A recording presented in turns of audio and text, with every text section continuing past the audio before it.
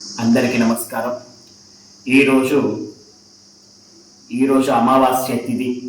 ఈ అమావాస్య తిథిలో మనకు సోమవారం రావడం అనేది చాలా ప్రత్యేకం అన్నమాట. అందులో భాగంగా ఈరోజు మనకు సోమవారం అమావాస్య రావడం అనేది చాలా విశేషమైనటువంటిది. అయితే ఈ యొక్క అమావాస్య సోమవారంలో సాధారణంగా వచ్చే అమావాస్య కంటే ఈరోజు సోమవారంలో వచ్చే అమావాస్యకి 100 రెట్లు ఎక్కువగా శక్తి కలిగి ఉంటుందన్నమాట. అయితే పూర్వకాలంలో మనకు వ్యాస మహర్షి కూడా భాగవతంలో చెప్పడం జరిగిందనమాట. దాదాపు 3 సంవత్సరాల తర్వాత వచ్చే అధిక జ్యేష్ఠ మాసంలో ఈ యొక్క అమావాస్య సోమవారం రావడం అనేది చాలా విశేషమైనటువంటిది.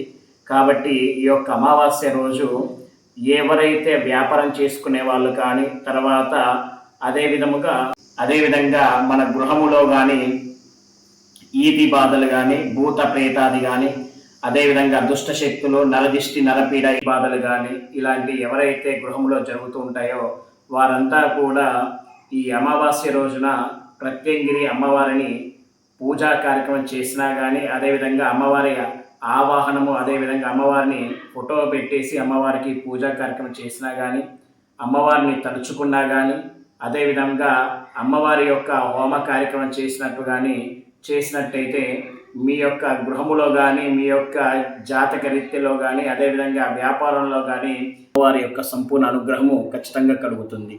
ఈ యొక్క శాస్త్రంలో పురాణాల్లో చెప్పడం జరిగింది. ఈ యొక్క కార్యక్రమం అనేది చూద్దాం రండి.